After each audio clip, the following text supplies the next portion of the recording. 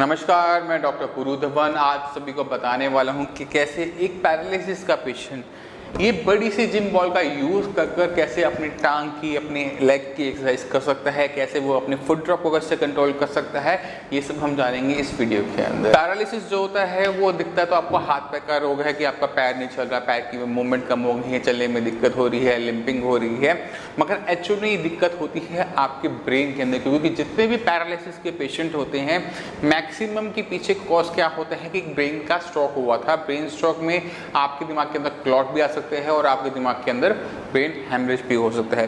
क्योंकि नुकसान आपके ब्रेन में हुआ था तो इसका ट्रीटमेंट भी आपके ब्रेन से स्टार्ट होता है। हमें आपके ब्रेन पे काम करना पड़ता है, ब्रेन की टिश्यू को हमें इस तरह से रेडी करना पड़ता है कि वो आपकी खोई हुई क्षमता को लेकर आ सके। इसके लिए हमें दो चीज़ों का हमेशा ध्यान रखना पड़ता है। हमें ब्रेन के सेल्स को हमें ताकत देनी पड़ती है, ब्रेन के सेल्स को हमें हेल्प करनी पड़ती है कि वो सीखें, जो हम सिखाने वाले हैं वो सीखे। दूसरी चीज़ क्या करनी पड़ती है, सिखाने के लिए हमें रिपीटिशन करनी पड़ती है, एक ही काम को बार बार करना पड़ता है। क्योंकि पैरालिसिस के पेशेंट के अंदर एक दिक्कत और बहुत कॉमन तरीके से देखी जा रही होती है कि एक्सरसाइज ना प्रॉपर तरीके से हो पाने के कारण, फिजियोथेरेपी ना मिलने के कारण उनकी टांग में, हाथ में, शोल्डर में आपको स्टिफनेस मिल सकती है, अकड़न मिल सकती है।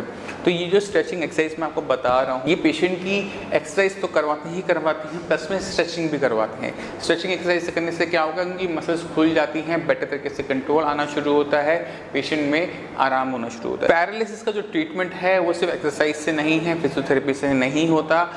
अगर आप ये सोच रहे हैं कि एक्सरसाइज फिजियोथेरेपी करने से आप ठीक हो जाएंगे तो आप ऐसा गलत हैं। पेशेंट कई सालों तक एक्सरसाइज फिजियोथेरेपी करवाता है, कोई चेंजेस नहीं आते, मगर वही एक्सरसाइज और फिजियोथेरेपी सही मेडिसिन के साथ हो, आपके ब्रेन की टिश्यू को ताकत देने वाली हो, आपके दिमाग के अंदर जो टिश्यू नुकसान हुआ तो उसकी भरपाई करने वाली हो, तो आपके जो रिजल्ट्स हैं वो बहुत फास्ट एक्टिंग हो जाते हैं, बहुत तेज़ी से आपको रिजल्ट देखने को मिल जाते हैं। तो जितने भी साइंस संजीवनी के पेशेंट हैं जिनको अपनी टांग के अंदर स्टिफनेस महसूस हो रही है, चलने में दिक्कत हो रही है, तो इस जिम बॉल का यूज़ कर सकते हैं। इस जिम बॉल को यूज़ करने के लिए आपने कुछ नहीं करना, आपने इस पर अपना पैर रखना है। पैर रखने के बाद इसको आप इस तरह से अपनी टांग को स्ट्रेच कर सकते हैं। आप हल्का सा पुश करेंगे, ये अपने आप रोल करना शुरू करती है, ये एक ग्लाइडिंग मूवमेंट देती है आपकी टांग को।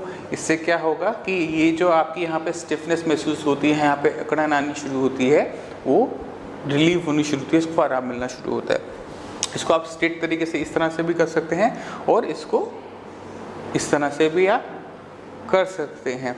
कुछ पेशेंट्स को उसको करने में दिक्कत होगी तो क्या कर सकते हैं कि मैं अकेले खुद ब खुद कर रहा हूँ, खुद ब खुद बैलेंस बना रहा हूँ, आप इसमें किसी की हेल्प भी ले सकते हैं। जब आप इसे खुद करने की कोशिश करेंगे तो आपको एक फ़ायदा और होता है कि आप अपनी टांग के ऊपर प्रॉपर तरीके से कंट्रोल लेना सीख जाते हैं। आपको पता होता है कि कितना मूव करने पर मेरे पैर इधर जाएगा, कितना करने पर ये जाएगा, और यही हमें चाहिए होता है। क्योंकि जब आप अपनी मसल्स पर कंट्रोल ले लेते हैं, आपका ब्रेन उसको दोबारा से कंट्रोल में ले लेता है मसल्स को, तो आपकी जो दिक्कत है पैरालिसिस की वो सॉल्व होनी शुरू हो जाती है। तो आपने दो चीज़ों का ध्यान रखना है। आपने अपने ब्रेन के सेल्स को मोटिवेट करने के लिए प्रॉपर तरीके से आपने साइंस इंजीनियरिंग की जो मेडिसिन आपको दी जा रही है आपने वो लेना है। खट्टा बिल्कुल नहीं खाना, और जो आपको एक्सरसाइज हम बताते हैं, हमारे डॉक्टर्स आपको सेंड करते हैं, यूट्यूब पे वीडियोस आपको जो सेंड की जाती हैं वो आपने फॉलो करनी है। अगर आपने फिजियोथेरेपी करवा रहे हैं आपने कंटिन्यू रखना है, कोई नुकसान नहीं है। अगर आपको स्पीच थेरेपी की ज़रूरत है आप स्पीच थेरेपी ले सकते हैं। तो आप अब जो एक्सरसाइज कर रहे थे उसे कंटिन्यू करना है। ये जो एक्सरसाइज होती हैं ये पर्टिकुलर दिक्कत के लिए एक पर्टिकुलर एक्सरसाइज हमने बना रखी है, तो आप उसको समझिए, देखिए, अगर वो आपको लगता है कि आपको ज़रूरत है तो वो आप कर सकते हैं। तो ये बहुत सिंपल सी एक्सरसाइज थी। यह आपकी, अगर आप देखें तो मेरा नी, एंकल, आपका हिप जॉइंट तीनों मूव कर रहे हैं इसके अंदर। अगर आपको ये मूवमेंट करने में आसान लगे तो आप इसको लेफ़्ट राइट लेके जा सकते हैं। इसमें अगर आप ध्यान दें कि मेरी टांग तो सीधी रहती है मगर मेरी हिप जॉइंट बहुत अच्छा वर्क कर रहा है, मेरी पूरे लेग की जो मसल्स हैं जो इनर साइड की हैं जो इस पैर को अंदर की तरफ लेकर आती हैं वो वर्क करती है। जब मैं पैर को बाहर की तरफ लेके जाता हूँ तो मेरी इस साइड की जितनी मसल्स हैं वो वर्क करती हैं। इस तरह से क्या होता है कि आपकी ओवरऑल जो टांग की मसल्स हैं उन सब की एक्सरसाइज बहुत अच्छी तरीके से, बहुत आराम से बैठे बैठे हो जाती है। इससे क्या होगा कि आप अगर टीवी भी देख रहे हैं, कुछ मैच चल रहा है, तो आप बहुत आराम से इसको कंफर्टेबल तरीके से कर सकते हैं। जब आप इसको करेंगे तो आपको थोड़ा सा खिंचाव, स्ट्रेच महसूस होगा अपनी लेग्स में, इनर साइड हो सकता है, बाहर की साइड हो सकता है, बट आप इसे इग्नोर करना सीखिए। थोड़ा सा पेन ज़रूर होता है इन स्ट्रेचिंग एक्सरसाइज के अंदर, मगर ये एट द एंड आपके लिए हेल्पफुल रहती है। इसके बाद फुट ड्रॉप के पे आ जाते हैं कि एंकल क्लेम कैसे कर सकते हैं इस एक्सरसाइज का, क्योंकि ये एक सॉफ्ट बॉल है, इलास्टिक बॉल की तरह है। तो हम क्या कर सकते हैं, अगर आपको दिक्कत सिर्फ अपने एंकल के अंदर हो रही है तो समझो कि ये एक गाड़ी का पैडल की तरह है, तो आपने इसको अपने एंकल से पुश करने की कोशिश करनी है। ऐसे आप करते हैं तो आपकी जो एंकल की जो मसल्स हैं वो मूवमेंट लेना शुरू करती है, ये इसको वापस पुश कर देता है और ये आपका आराम से एंकल की जो एक्सरसाइज है वो होने लगती है। क्योंकि अगर आपको फुट ड्रॉप है तो जो आपकी ये वाली जो मसल्स हैं जो आपके फुट को ऊपर की तरफ खींचती हैं, इनमें वीकनेस होती है, क्योंकि आपका ब्रेन यहाँ तक सिग्नल नहीं भेज पा रहा होता, ये आपकी वॉक के अंदर चलने के टाइम आपकी पूरी तरह से हेल्प नहीं कर पा रही होती।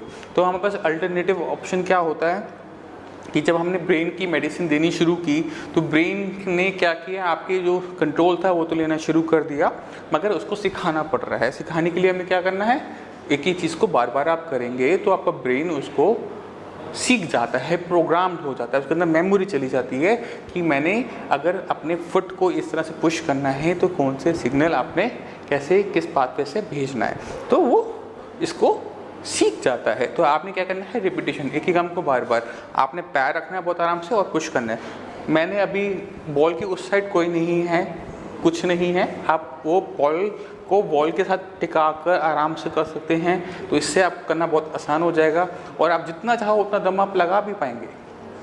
ठीक है, तो अगर हम इस बॉल को बिल्कुल दीवार के साथ लगा दें कुछ इस टाइप से, उम्मीद करते हैं थोड़ा सा देख पा रहे होंगे, इसको इस तरह से भी आप पुश कर सकते हैं। इससे क्या होगा, बॉल के खिसकने का डर खत्म हो जाएगा और आपकी जो लेग की एक्सरसाइज है वो काफ़ी अच्छी हो जाएगी। इस तरह से आप एंकल की भी कर सकते हैं। अब बॉल जो है दीवार के साथ सट गई है और हमने पैर से बहुत आराम से रखा हुआ है, इसके बाद हमने सिर्फ अपने पंजे की मूवमेंट करनी है। अगर आपको ये थोड़ी टाइट लग रही है तो आप हवा में कम कर सकते हैं, अगर आपको बहुत लूज लग रहा है तो उसमें हवा बढ़ा भी सकते हैं। इस तरह से आप इसकी एडजस्टमेंट भी कर सकते हैं। तो मैं उम्मीद करता हूँ आप सभी समझ गए होंगे कैसे हम इस बड़ी सी जिम बॉल का यूज़ कर अपनी लेग की एक्सरसाइज को कर सकते हैं, लेग की स्ट्रेचिंग एक्सरसाइज कर सकते हैं, एंकल की दिक्कत को सॉल्व कर सकते हैं। अगर आपको फुट ड्रॉप है तो भी आप इस जिम बॉल का यूज़ कर अपनी जो मसल्स हैं उनको स्ट्रेंथन कर सकते हैं, अपने ब्रेन के अंदर एक मेमोरी फीड कर सकते हैं कि उसको किस तरह से काम करना है। मैं फिर से आप सभी को बताना चाहता हूँ, मैं बार बार ये बात कहता हूँ कि पैरालिसिस जो रोग है वो आपकी मांसपेशी का नहीं होता, वो मोर ओवर क्या होता है कि आपके ब्रेन के अंदर नुकसान हुआ होता है। अगर आप उसकी भरपाई करना चाहते हैं तो अपनी मांसपेशियों पर ध्यान देने के साथ साथ अपने दिमाग पर भी ध्यान दीजिए, अपने दिमाग के टिश्यू पे भी ध्यान दीजिए, क्योंकि अगर आप सही जगह पे ध्यान देते हैं, सही तरीके से काम करते हैं तो जो आपके रिजल्ट्स हैं, जो आपका जो नुकसान हुआ है वो जल्दी भरपाई हो जाती है। क्योंकि ब्रेन की टिश्यू इतना डेवलप होता है, इतना वो एडवांस ऑर्गन होता है कि अगर आप कोई हिस्सा उसका काम करना बंद भी कर देता है तो भी वो उसको एडजस्ट करने के लिए अपने अंदर ज़रूरी मॉडिफिकेशन, ज़रूरी अल्ट्रेशन करना शुरू कर देता है, मगर उसको सपोर्ट की ज़रूरत पड़ती है। वही काम करती है हमारी मेडिसिन, वही काम करती है वो मेडिसिन ब्रेन में जाके जो आपका डैमेज टिश्यू है, जो वो काम करता था वो काम अब हम हेल्दी टिश्यू को ट्रांसफर करना शुरू करते हैं। दवाई का काम हो जाने के बाद आपका ब्रेन इस काम के लिए रेडी हो जाए, उसके बाद हमें क्या करना पड़ता है, उसके अंदर हमें डालनी पड़ती है मेमोरी कि अब उस नए हिस्से ने किस तरह से मूव करना है वो हमें बताना पड़ता है। उसके लिए हमें चाहिए होती है रिपीटिशन। रिपीटिशन कैसे आती है कि एक ही काम को बार बार करके, अगर आप चलना चाहते हैं, अगर आपके पैर में दिक्कत है तो आप कैसे इसको हम ठीक कर सकते हैं कि चलने से। तो हम क्या कहते हैं पेशेंट को कि आप आधा घंटा सुबह चलो, आधा घंटा शाम चलो। जब आप दिन में इतना 1 घंटा आप चल लोगे, 1 घंटे का मतलब ये होता है कि कम से कम 3 से 4 किलोमीटर आपने डेली चला, तो वो जो आपके पैर होते हैं, पैर में लगे हुए सेंसर्स होते हैं, मसल्स होती हैं, वो आपको जो वेट का बताती हैं कि आपका कितना वजन आपकी बॉडी पर आ रहा है, किस तरह स्पीड से आप चल रहे हो, किस तरह से आपके पैर के नीचे पत्थर आ रहा है, या कुछ भी जो सेंसिंग हमारी पैर के अंदर होती है नॉर्मल तरीके से हम करते हैं, वो सिग्नल पैर से सिग्नल आपके ब्रेन में जाता है। ब्रेन में जाकर वो एक पाथवे क्रिएट करना शुरू करता है धीरे धीरे और ब्रेन आपकी मसल्स के ऊपर कंट्रोल लेना शुरू कर देता है और आपकी जो पैरालिसिस की दिक्कत होती है, जहाँ पर आप प्रॉपर तरीके से नहीं चल पा रहे होते, वो वापस आनी शुरू हो जाती है। तो आपको समझना पड़ेगा कि एक्चुअल में आपके साथ दिक्कत क्या हुई है। जब आपको अपने दिमाग के अंदर की दिक्कत को समझोगे तभी अपने हाथ पैर की प्रॉब्लम को भी आप सॉल्व कर पाओगे।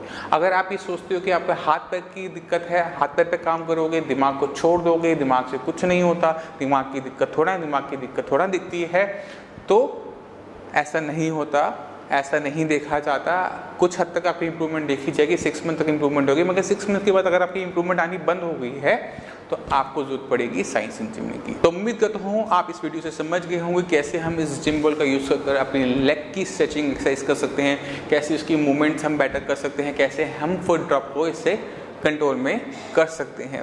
अगर आपके माइंड में कुछ भी डाउट हो, कुछ भी पूछना चाहते हो तो नीचे दिए हुए नंबर पर कॉल करके हमारे डॉक्टर से पैरालिसिस के बारे में आप कुछ भी पूछ सकते हैं। आप हमारी साइट scienceandunity.com पर जाकर एक छोटा सा फॉर्म होता है जहाँ पे नाम, एज, जेंडर, कितने टाइम से दिक्कत है, क्या प्रॉब्लम आप फेस करते हैं, क्या आपको अपने अंदर कमी नज़र आ रही है, आपकी जो MRI हो, CT स्कैन्स हो, आप उसमें अटैच कर सकते हैं। जो मेडिसिन आप ले रहे हैं आप वो हमें अटैच करके बेच सकते हैं। एक बार डॉक्टर देख लेता है, समझ लेता है, तो आपके लिए जो बेस्ट ट्रीटमेंट होता है वो आपको एडवाइस कर दिया जाता है। अगर फिर भी आपके माइंड में कोई भी डाउट रखे हो, कुछ भी पूछना चाहते हो तो नीचे कमेंट सेक्शन में आप हमें कमेंट करके अपनी प्रॉब्लम हमें बता सकते हैं। हमारे जो डॉक्टर्स हैं आपको नेक्स्ट 24 आवर्स के अंदर रिप्लाई कर देंगे। इसी के साथ मुझे चलने की आज्ञा दीजिए। धन्यवाद।